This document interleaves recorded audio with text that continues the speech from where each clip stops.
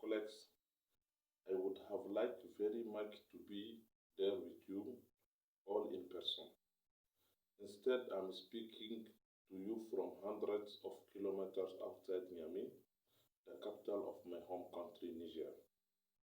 I want to share my deepest gratitude to you all in your work to implement the UN Convention on Rights of People with Disability and make good on the promise of the 2030 Agenda for Sustainable Development and its Sustainable Development Goals, a term at this year's COPS.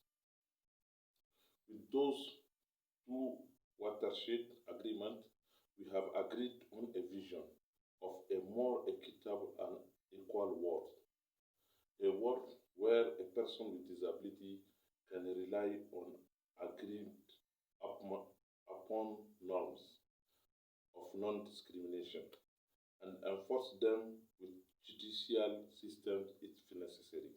This is the idea, and these ideals are under threat.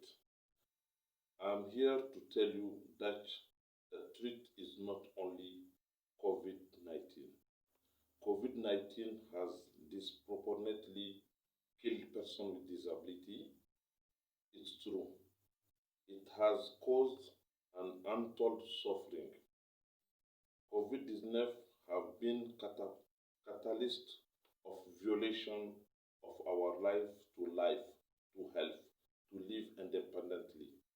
And it's also true that persons with disability have been impacted by a lack of access to COVID-19 related information.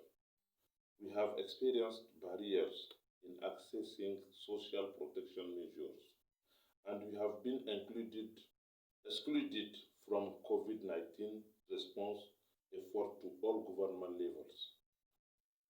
Is the system we rely on for support and service, for informal and formal employment, for our health, we have been decimated.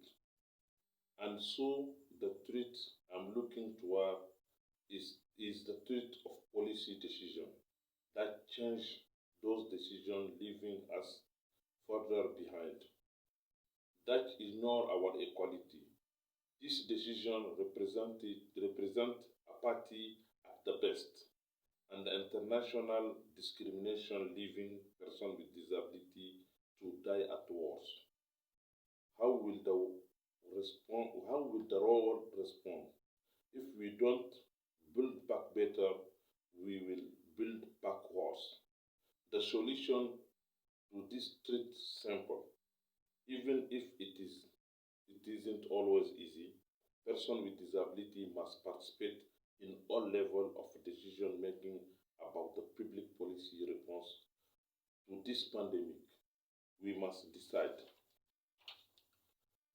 Findings from the International Disability Alliance Goal Survey on Organization of Persons with Disabilities Participation in Development Program and the policy suggest that the majority of respondents were dissatisfied with the level of engagement with their government, and that support to enable participation was largely insufficient before we went into a global crisis.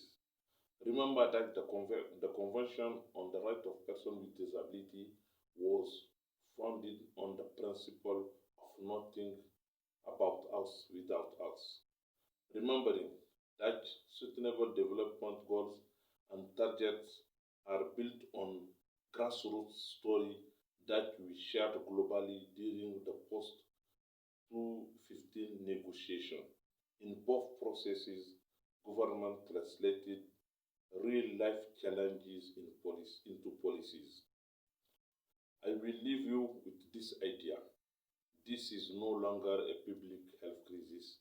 This is a crisis of what we stand for, including persons with disability and the representative organization in all response. Recovery and rebuilding will help to ensure we real